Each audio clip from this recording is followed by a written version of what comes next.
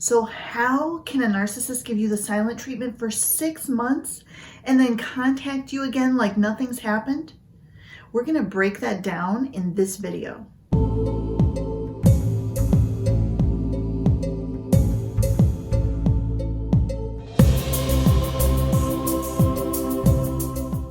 Hey, I'm Dr. Melissa. I'm a trauma expert and top doctor, and in this video and on this channel, I help you identify the narcissists in your life, identify how their behavior has been impacting you, and help you to make a change to actually rise above it, becoming stronger and more powerful than ever before.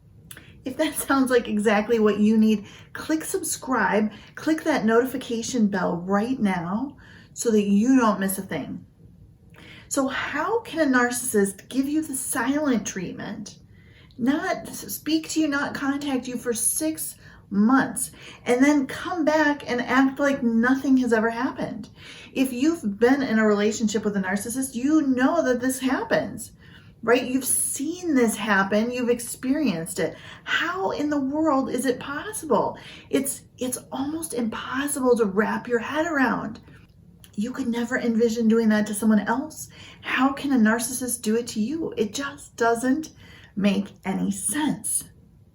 The thing to consider is narcissists have a very fragile sense of self. They don't really know who they are. They only know how they want to be seen. They identify exclusively with this idealized self, the ideal version of themselves, the person that they want to be seen as. And they've created their entire world to be a movie where they have the starring role, where the starring role is them as their idealized self. The people in supporting roles in that movie are not important to the narcissist. The only thing important to the narcissist is looking good. The relationships that the narcissist has are not real. They're not real in the way that we would think of a normal, healthy relationship. Now, narcissists are unable to make themselves look good in traditional ways. They lack the internal fuel, the internal life force to be able to do things worthy of praise and admiration and respect. So they look for that outside of themselves, and that is what we call narcissistic supply. Narcissistic supply is what they're getting externally that's coming from outside of themselves, that gives them the life force energy that they need to be able to go on. And a narcissist gets narcissistic supply in 2 ways. First, in terms of praise, admiration, respect, even someone being jealous of a narcissist gives them that first type of supply. It makes them feel like they're better than someone else, superior to someone else. The second type of narcissistic supply they get is by devaluing others. So if they're not feeling good about themselves, or if someone is not making them feel good about themselves, they make that person less than. They devalue them so that the other person is less than, which makes them feel, again, better or superior. Now, for someone who wants to keep a narcissist in their life, who wants to stay in relationship with a narcissist, they may think, oh, well, that's great, easy, I'll just do the first one. But the problem is, one source of supply is only able to deliver that first type of supply, the praise, admiration, respect, for so long. And here's why. There is always going to be someone who is younger, smarter, more attractive, more successful, someone who has more money, more connections, more fame, more status. That's not saying anything negative about you. It just means that your praise and admiration only carry weight for so long Because at some point, the narcissist is going to seek those things from someone that they deem is higher status or higher value. The other reason that this plan will not work long term is narcissists continuously devalue their targets, their partners. They devalue you to make you less than so that they feel better than or superior to. And then, honestly, that praise and admiration and respect, it just doesn't carry much weight at all. I mean, think about it. Would you rather have praise and admiration at a job from the CEO of the company or from the lowest paid entry-level worker? Yeah, the narcissist is going to choose the CEO every time. So if they have devalued you over days, weeks, months, years, to a point where they've taken you from the position of the CEO in their minds down to that, lowest entry-level worker, now your praise and admiration, your respect don't really mean much to them anymore, and they're going to want to find that elsewhere. Now, when the narcissist doesn't like how this movie of their life is going, they decide to change it. They may even say history has been changed. They will discard their current targets, their current victims, their current relationships. They will choose new ones. They may choose new career opportunities. They may make a variety of changes to make their movie of their life more like what their idealized self wants. They can change it in the present by changing these relationships. They can also change it in the past by essentially rewriting history in their mind, changing the narrative as to what has really happened. Now, that doesn't mean that anything has actually changed, but in their mind, it has, and they believe that their new version, their rewrite, so to speak, is real. So now that we've talked a little bit about how a narcissist sees and acts in the world, let's talk about why they might give you the silent treatment for 6 months in the first place.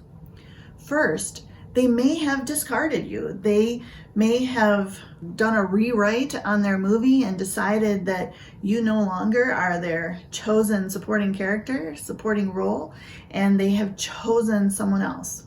And they have chosen someone else as a new source of supply because they never really saw you as a person. Instead, they saw you as an object who was providing supply for them, who was giving them status.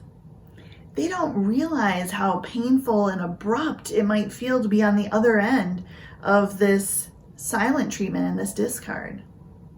And honestly, even if they were aware, they wouldn't care. They are all about getting maximum narcissistic supply for minimal effort. The second reason they will use the silent treatment is a way of devaluing you and punishing you. If they know that it is distressing to you to have them give you the silent treatment, they get narcissistic supply from that devaluation and your distress. They also may get other things out of it. They may get you to apologize for something when they are the one that's to blame. Then they've gotten you to devalue yourself, which gives them massive amounts of supply because they feel like they have power and control over you. Every text, every voicemail, every email message that you send that they don't respond to gives them supply. They know that you are thinking about them, that they are in your head, that you are confused and trying to figure out what happened, that you're trying to get them back, and that all gives them a massive boost of narcissistic supply.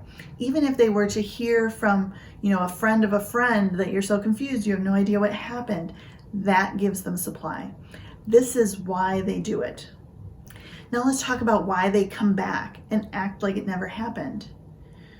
Narcissistic relationships go through 3 phases: love bombing, devaluing, discarding, and other than love bombing, which comes first and really sets the stage, creates the lens for how you see the narcissist and the relationship moving forward, the other phases are not sequential and they're very fluid. You can move back and forth from one phase to another. You can go to a discard and you can be hoovered back into the relationship with a series of love bombing efforts, and then they can start devaluing you again, and so on. The cycle goes on and on and on. So when the narcissist has contacted you again after 6 months of the silent treatment, they are looking for narcissistic supply, and they are looking for it from you. Either their new source of supply is no longer giving them the supply that they got in the beginning, or it didn't end up that person was as good a source of supply as they had hoped. But they are coming back because they need narcissistic supply from you. And they're hoping to get it in one of those two ways. They're going to try to hoover you back in, to hoover you back into the relationship, to show you that they've changed. They were going through something 6 months ago. They just needed some space to get their head together. But now they're back and they want to commit to you. They're going to love bomb you and try to hoover you back into a relationship where you are again showing them praise and admiration and respect, and you want to be with them. Or if you don't come back in, they're still going to get narcissistic supply by devaluing you, by reaching out, sending you a message. Then you respond maybe out of politeness, simple courtesy, and now they don't respond again for 2 weeks. And you're wondering, what the heck was going on? I finally stopped thinking about this person, and now they're in my head again. That again gives the narcissist supply. This is why they do it. It only works if you let it. If you know that you've been in a relationship with a narcissist, you know that that relationship has been harmful to you, that it has had devastating effects on your physical, mental, spiritual, emotional well-being. It's your choice if and how you move forward in that relationship. You are the one with all of the power. If this resonates with you, type in the comments, I have all the power. And then go ahead and click subscribe, click the notification bell, share this video with someone who needs to hear this message right now. And if you know that you need help moving through the 5 steps from narcissist victim to anti-fragile narcissist survivor, I invite you to download my free clarity guide to find out where you are in that process and what is your next best step in your healing at narclesslife.com. I'm Dr. Melissa, and I'll see you in the next video.